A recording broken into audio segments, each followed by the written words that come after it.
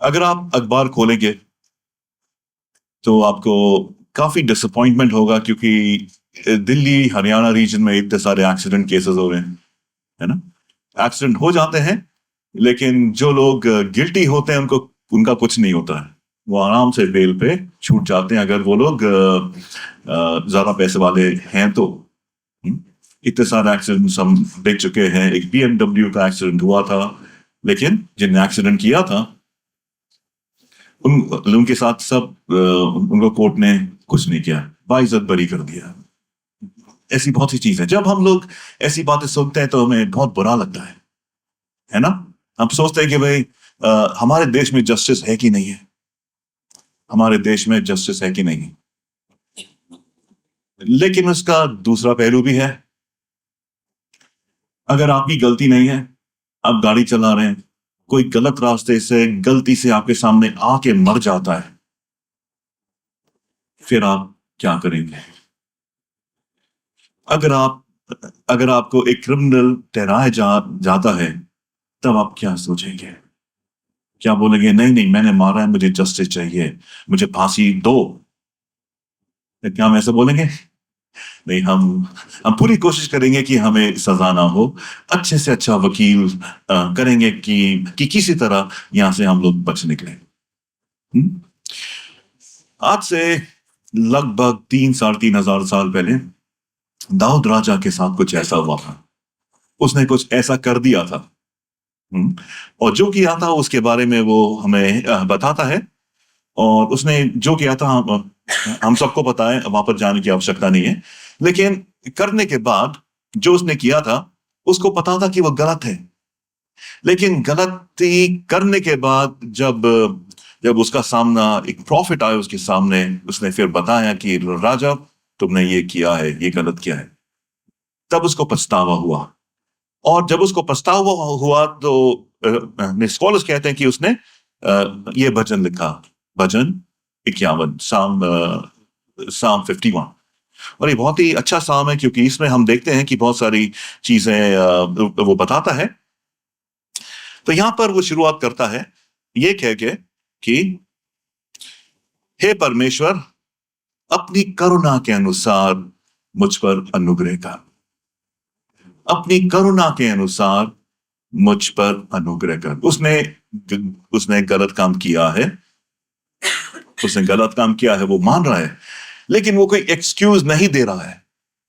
वो ये नहीं कह रहा कि प्रभु जी गलती हो गई, मैं छत पे था, वो औरत को ज्यादा ही अच्छी लग रही थी, तो पता नहीं क्या हो गया मुझे, है ना। ये कोई एक्सक्यूज नहीं दिया उसने। और ये भी नहीं कहा कि हे परमेश्वर मैंने गलती करी है, लेकिन आप मेरी हिस्ट्री रिकॉर्ड चेक करो, ऐसा मैंने कभी भी नहीं किया है, पहली बार हुआ है। और मेरा ट्रैक रिकॉर्ड देखिए, जो भी आपने बोला मैंने किया है ना। आपने गोलियत के सामने मुझे भेज दिया था, मैं उसको मार के आ गया है।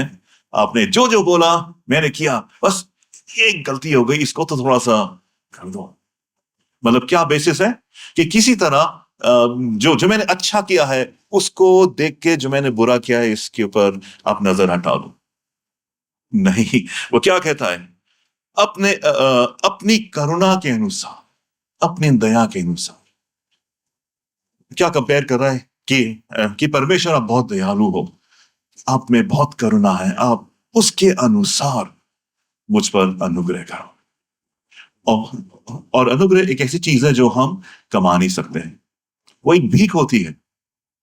तो ये कह रहा है कि परमेश्वर अपनी करुणा के अनुसार मुझे भीख दो। मैं इसके काबिल नहीं हूं, मैंने कुछ ऐसा नहीं किया कि आप मुझे माफ करो। मैं कोई जस्टिफाई नहीं कर सकता कि मुझे आप माफ करो, वापस मुझे सब ठीक करो। नहीं, वो भीख मांग रहा है कि मुझे अनुग्रह कर, अपनी बड़ी दया के अनुसार मेरे अपराधों को मिटा दे। अपनी बड़ी दया के अनुसार, तो यहां भी कह रहा है कि मेरे अपराधों को मिटा दे। और यहां पर हम देखते हैं कि यहां पर दो शब्द आते हैं, है ना। दो शब्द आते हैं। जो पहला शब्द है वो कहता है कि उल्लंघन, अपराध, मैंने तेरे विरुद्ध अपराध किया है। ओके। और किसके विरुद्ध अपराध किया है? वो जो लोग हैं उनके बाद में तो बातचीत करेंगे, लेकिन सबसे पहले परमेश्वर के विरुद्ध उसने अपराध किया है। और अपराध का जो मतलब होता है वो होता है वायलेशन या ब्रेकिंग रूल, या एक कॉन्ट्रैक्ट है उसको उसका आपने उल्लंघन किया है। मतलब एक बाउंड्री थी जिसको आपने तोड़ा है। जैसे परमेश्वर ने बाउंड्री बनाई है हमारे लिए, उसके आगे मत जाना। शादी करो, एंजॉय करो, अपनी पड़ोसी की बीवी को मत देखो, बाउंड्री। अपनी पत्नी के साथ सुख शांति रह, मानो। हम्म? दाऊद ने पाप किया है। अगर हम सब उस पाप को देखेंगे तो हमें बहुत बड़ा पाप लगेगा, लेकिन उस कॉन्टेक्स्ट में राजा लोग तो बहुत गंदे गंदे काम किया करते थे। तो दाऊद अपने आप को उन राजाओं के साथ कंपेयर कर सकता था कि कि देखा इस सीरिया में जो राजा है, वो तो इतना खूंखार है, उसके उसके सामने तो भाई मैं कुछ भी नहीं, मेरा पाप कुछ भी नहीं है। अपने कॉन्टेक्स्ट के लिए भी वो परमेश्वर के पास नहीं जाके उसने ये नहीं बोला कि नहीं नहीं मेरी गलती नहीं, उसने बोला हाँ मेरी गलती है। और एक जो शब्द इस्तेमाल करता है वो है अपराध, ट्रांसग्रेशन, कि उसने अपनी बाउंड्रीज जो है उसने फैला दी, जो उसको नहीं करना था वो उसने कर दिया। ये इंटेंशनल और एक विलफुल एक्ट है। मुझे पता था मुझे नहीं करना है, फिर भी मैंने कर दिया। मुझे पता था फिर भी मैंने कर दिया। जैसे उससे जैसे कोई इंटेंशन, जैसे हम लोग अगर घर से निकलते हैं तो हमारा कोई इंटेंशन नहीं होता कि आज देश के सारे कानून मैं तोड़ूंगा। हम लोग आराम से निकलते हैं, फिर देखते हैं लेट हो रहे हैं, ट्रैफिक बिल्कुल नहीं है, सुबह के 7 बजे हैं, रेड लाइट है, स्पर ऑफ द मोमेंट चलो निकाल लेते हैं गाड़ी। तो इस देश के कानून हमने तोड़ दिया, लेकिन कोई इंटेंशन नहीं था, पहले सोच के नहीं आए थे कि लाल बत्ती क्रॉस करेंगे, वो हमने कर दिया। Right? So that is transgression. Transgression मतलब कोई प्री कंसीव नोशन नहीं था, इट जस्ट हैपेंड। ओके। उसके तो जैसे हम देखते हैं, जैसे बहुत सारे एग्जांपल्स हैं इस किस्म के पाप के, जैसे आदम और हवा, उनको बोला गया था, बाउंड्री बनाई गई थी, ये सारा कुछ तुम्हारा है, बस ये पेड़ ये बाउंड्री के थोड़ा बाहर है, उसकी तरफ मत जाना। लेकिन वो बाउंड्री तोड़ी, है ना। गोल्डन काफ का जब जिक्र करते हैं, जब मूसा परमेश्वर के साथ था तो एरन ने क्या किया, एक और क्या एक्सक्यूज देता है, हमने सारी सारी ज्वेलरी हमने आग में डाली और आग में से ये निकल के, ये पतला निकल के आ गया। वाह। लेकिन यही है कि जो बाउंड्री बनाई है उसका उल्लंघन किया। डेविड ने बादशीबा के साथ जो बाउंड्री थी उसका उल्लंघन किया था। लेकिन वो क्या कहता है प्रार्थना में कि प्रभु जी इसको मिटा दे, मिटा दे। मतलब ये ऐसी चीज है कि इसको दोबारा देखने की जरूरत नहीं है, इसको निकाल दें। कभी कभी हमें एक ऊंचा पद मिलता है, या हम फर्स्ट आ जाते हैं, या कोई ऑनर कर देता है, या हमें कोई ट्रॉफी मिलती है, हम जाते हैं स्टेज में चीफ गेस्ट के सामने, हाथ जोड़ते हैं, उसका हाथ मिलाते हैं और स्माइल करते हैं फोटो के सामने, ये ट्रॉफी, और हम आ जाते हैं, बैठ जाते हैं। फिर बहुत समय तक उस बात को हम याद करते रहते हैं, देखो कितना अच्छा दिन था जिस दिन मुझे ट्रॉफी मिली थी, कितना अच्छा दिन था। और जब भी हमें कुछ मायूसी होती है अपने जीवन में, हम उसी बात को दोबारा अपने दिमाग में चलाते हैं, उस रील को दोबारा चलाते हैं कि एक दिन ऐसा था कि सबने मेरे लिए तालियां बजाई थी, मैं ऊपर आया था, है ना। लेकिन ये वैसी बात नहीं है। ये ऐसी बात है कि वो कहता है कि प्रभु अगर इसको मिटा सकते हो मिटा सके, इस पाप को मिटा दो, ब्लॉट आउट कर दो। जैसे इंक है, इंक जो शब्द लिखा है कि जब आप लिखते हैं उसके बाद आपको इंक दोबारा वापस लेनी है, मिटाना है, तो आप इंक को दोबारा निकाल रहे हो, ब्लॉट आउट कर रहे हो। लेकिन वो मुश्किल नहीं है। क्या परमेश्वर ने इसके पाप को ब्लॉट आउट कर दिया? अगर किया होता तो हम सबको कैसे पता चलता? पाप को ब्लॉट आउट नहीं किया है, जो हो गया वो हो गया। ठीक है। इसके बाद यहां पर दाऊद एक और शब्द का इस्तेमाल करता है, जैसे अपनी करुणा के अनुसार मुझ पर अनुग्रह कर, अपनी बड़ी दया के अनुसार मेरे अपराधों को मिटा दे, मुझे भली भांति धोकर मेरे अधर्म दूर कर और मेरा पाप छुड़ाकर मुझे शुद्ध कर। ये दूसरा शब्द जो आता है अधर्म, ये है इनिक्विटी, मतलब मेरे दिल में ही गड़बड़ थी, लेकिन दिल को खुश करने का मौका नहीं मिल रहा था। मौका मिल गया तो मैंने पाप कर दिया। मतलब ये होता है कि कुछ कुछ तो टेढ़ा है, मेरे दिल में कुछ ऐसी बात है जो सही नहीं है। इनिक्विटी, अधर्म का ये मतलब कि अंदर से ही मैं अधर्मी हूं। और दाऊद इतना इतना डिटेल में जाता है कि कहता है कि जब मैं अपनी माता के गर्भ में था, वहां से मैं पापी हूं, लेकिन तू चाहता था कि वहां से भी मैं सही रहूं, वहां से भी मैं सही रहूं, लेकिन ऐसा नहीं हो पाया। तो ये है कि हमारा दिल ही कठोर है। अब कठोर दिल से हम जो भी करेंगे उसमें से शायद लोगों को दिखाने के लिए अच्छा काम करें, लेकिन दिल कठोर होने से गलत चीजें ही निकलेंगी। इनिक्विटी, अधर्म। और इसका विस्तार याकूब की पुस्तक में दिया गया है, अगर आप बाद में आप देख सकते हैं, उसका पहले अध्याय और 14, 15, 16, जहां लिखा है कि परंतु प्रत्येक व्यक्ति अपने ही अभिलाषा में खिंचकर और फंसकर परीक्षा में पड़ता है, फिर अभिलाषा गर्भवती होकर पाप को जनती है, और पाप बढ़ जाता है तो मृत्यु का उत्पन्न होता है।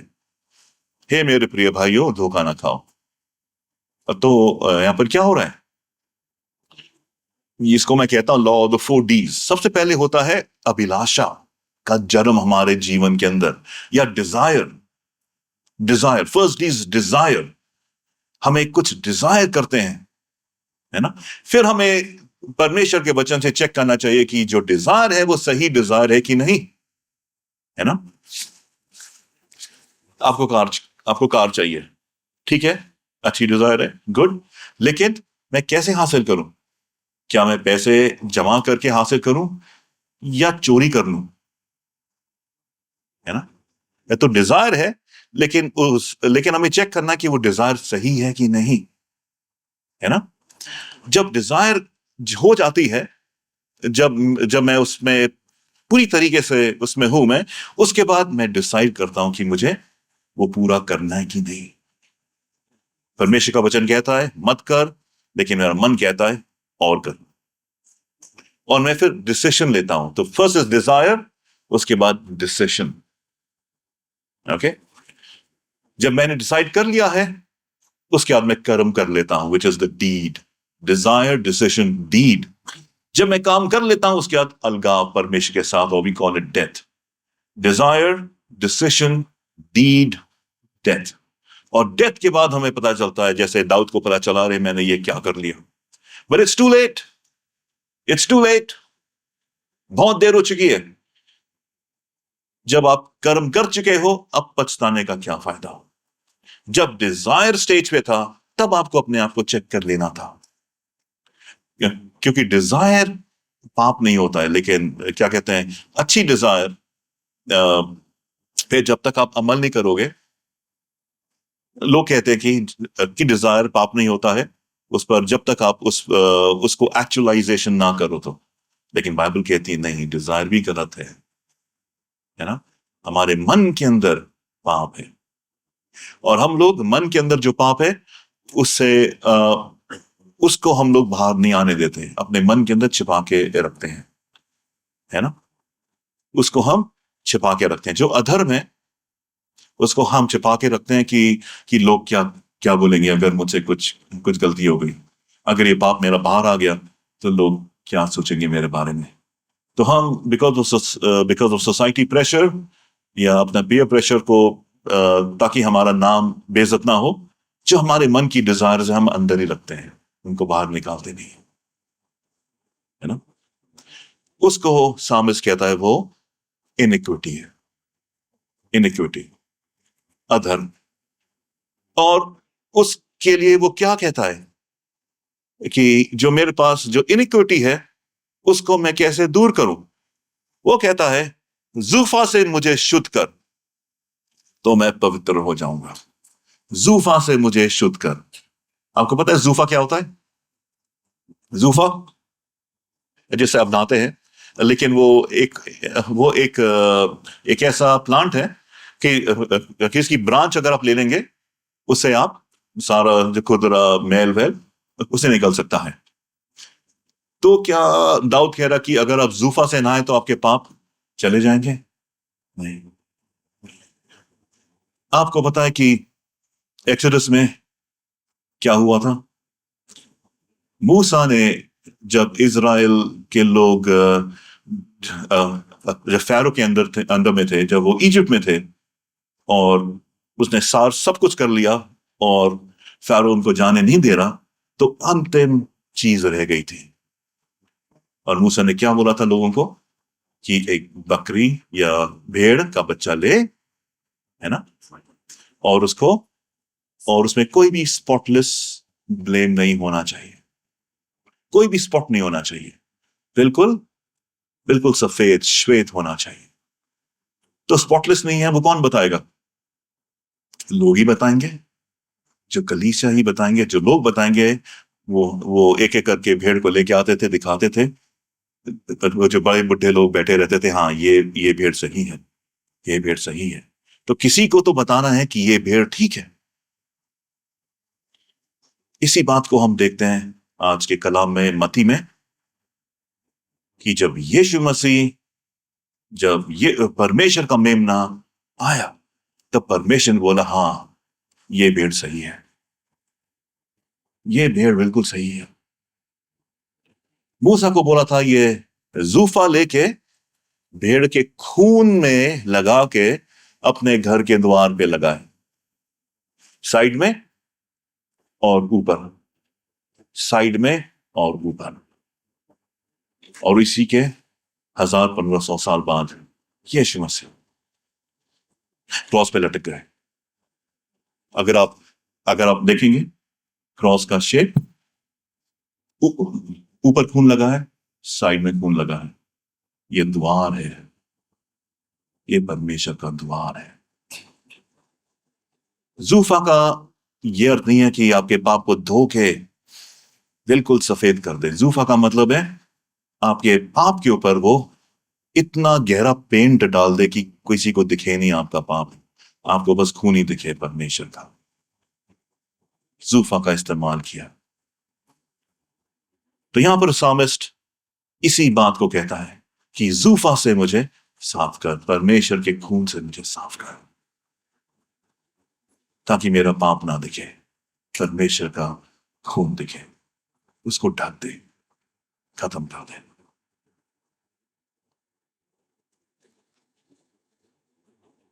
दो प्रकार के हमने पाप देखे हैं जिसका जिक्र वहां करता है, अपराध और अधर्म।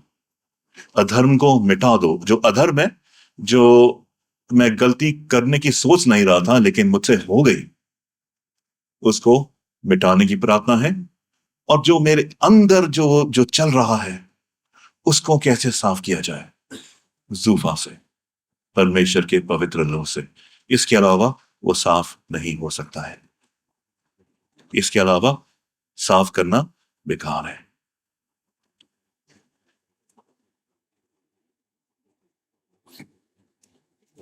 तो उसको तो आज हम लोग यहां बैठे हैं, हम सब लोग अपने इमेज के बारे में ज्यादा सोचते हैं।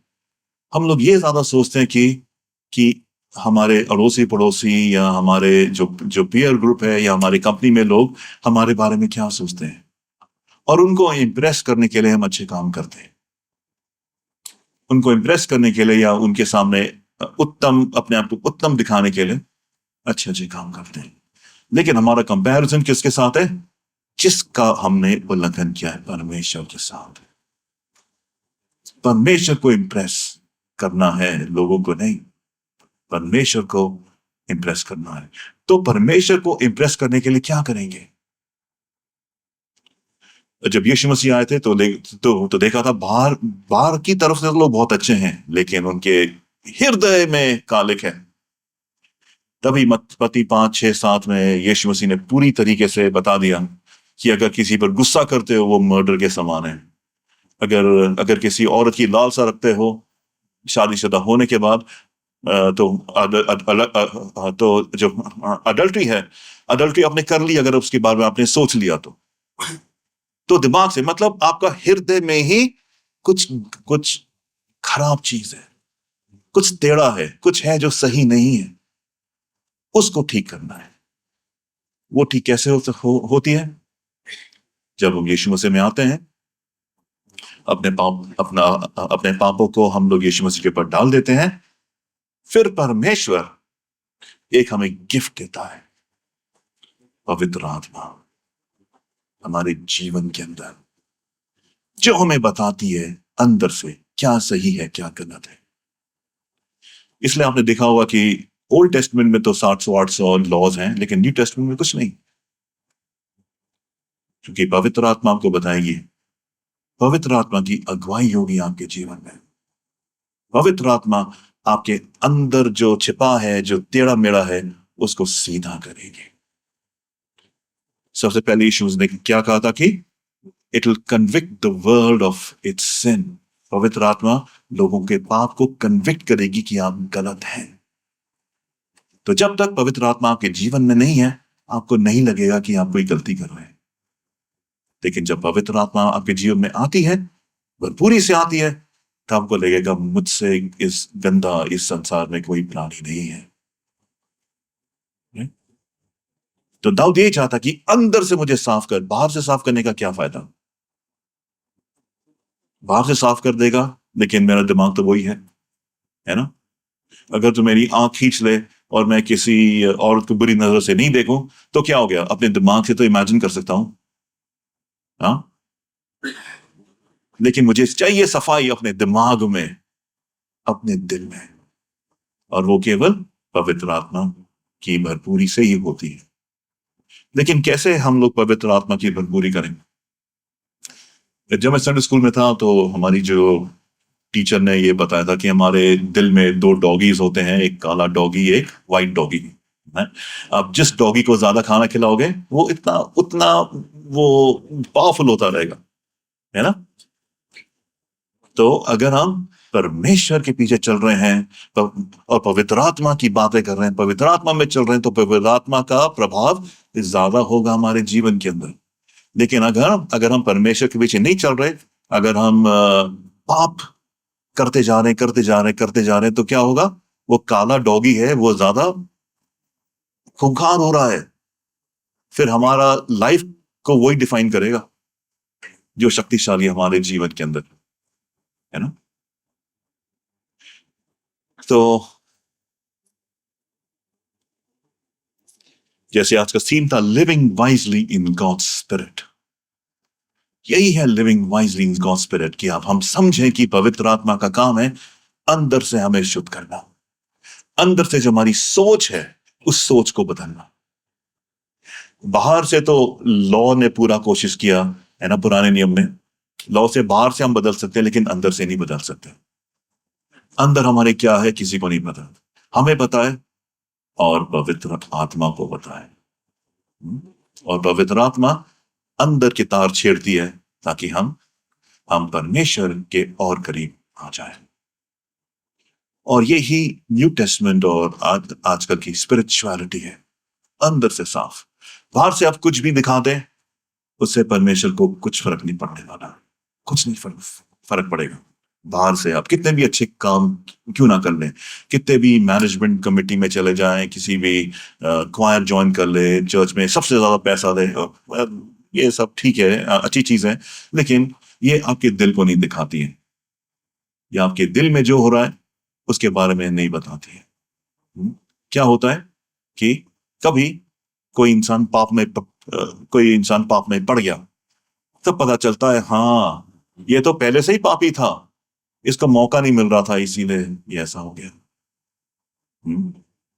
एक चोर था, उसको बहुत पैसे की ये लालसा होती थी, लेकिन उसने चोरी नहीं करी थी, लेकिन लालसा थी पैसे की, और मौका भी नहीं मिला। जब मौका मिला तो उसने चोरी कर ली। तब लोग इतने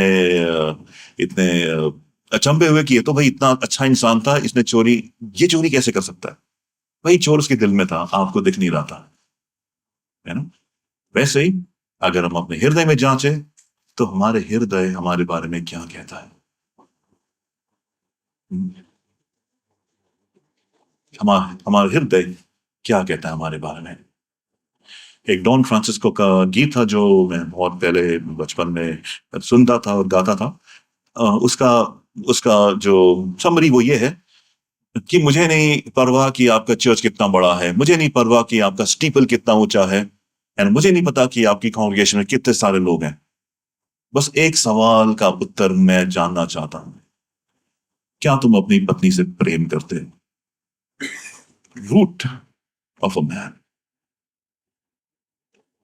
क्या अपनी पत्नी से प्रेम करते हो? क्या अपने बच्चों से प्रेम करते हो? क्या अपनी कलीसिया से प्रेम करते हो? हम्म?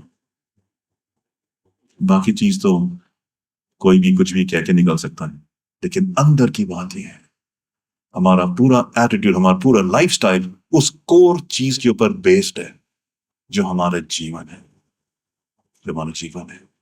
तो आपके कोर में आज क्या है? हो सकता है कि पवित्र आत्मा की भरपूरी हो सकता है, और आप जो भी सोचते हैं सही सोचते हैं। लेकिन हो सकता है कि आपने मसीह को ग्रहण किया बहुत साल पहले, लेकिन अब धीरे धीरे वो फायर, वो पैशन नहीं रहा, उसके चीजें, उसके बदले और चीजें आ गई हैं। तो आपके फल से वो पता चलेगा कि वो क्या है, आपके कोर में क्या है, वो आपकी पर्सनालिटी बनती है। क्या हम लोगों को छिपा रहे हैं हमारे कोर में क्या है? क्योंकि अगर हमारे कोर में पवित्र आत्मा की भरपूरी है तो हमारे जीवन के द्वारा और फल आएंगे। हमारे जीवन के द्वारा यीशु यीशु मसीह के पास लोग आएंगे हमारे जीवन के द्वारा। मैं ऐसे लोगों को जानता हूं जो ठीक से बातचीत भी नहीं कर सकते, जो जो स्टेज पे खड़े होके बोल भी नहीं सकते। आप उनको बुलाओगे, वो इतना हकलाएंगे, शर्माएंगे, वो बैठ जाएंगे।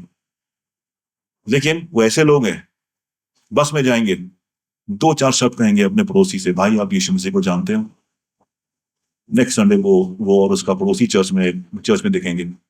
ऐसे ऐसे लोग हैं, क्योंकि उनने अपना जीवन पवित्र आत्मा को दे दिया। तो पवित्र आत्मा उनके जीवन के अंदर कार्य कर रही है और उनके फलों में दिखता है। उनके फलों में ये दिखता है कि उनके जीवन में क्या है, उनके काम से दिखता है जीवन में क्या है। हमारे काम से क्या दिखता है?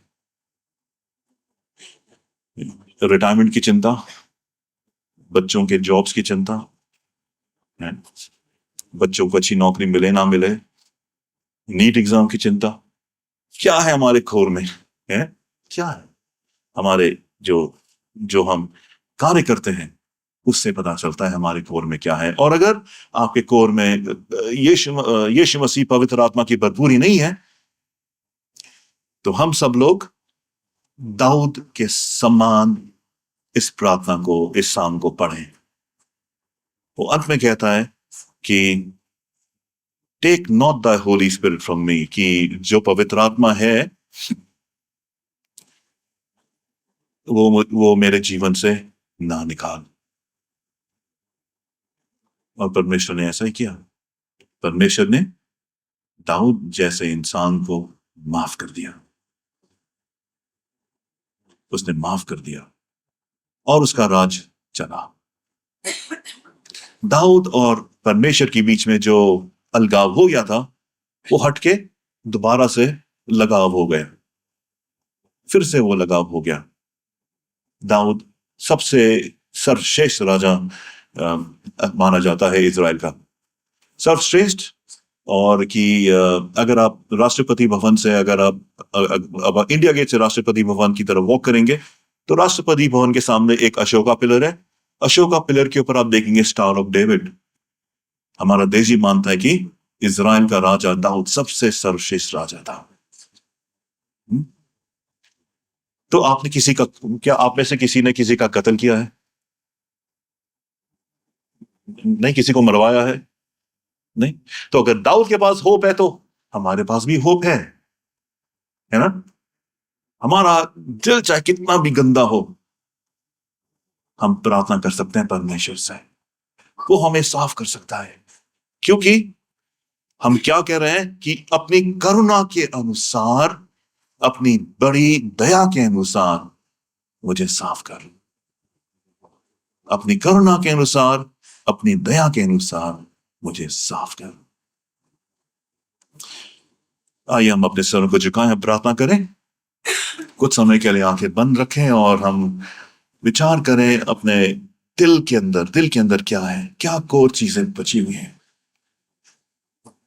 पाप है तो हम प्रार्थना करें अपने कि परमेश्वर अपनी करुणा के साथ मुझ पर अनुग्रह कर, अपनी बड़ी दया के अनुसार मेरे अपराधों को मिटा दे।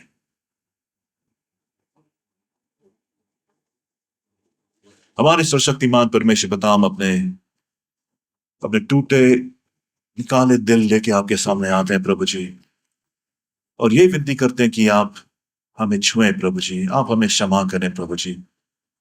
हमने गलती करी है प्रभु जी, हम गलत राह में चल भी रहे हैं प्रभु जी, हमारे हमारे दिल में भी गलत बातें हैं प्रभु जी।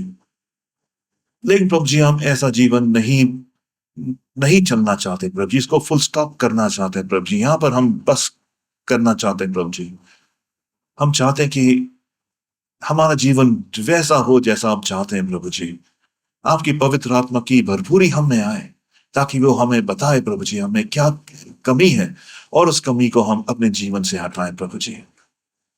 यही हम मांगते हैं इस कलीसिया के लिए, अपने जीवनों के लिए, कि आपका साथ हमारे साथ रहे प्रभु जी। ये छोटी सी विनती हम यीशु मसीह के मीठे नाम में मांगते हैं, आमीन।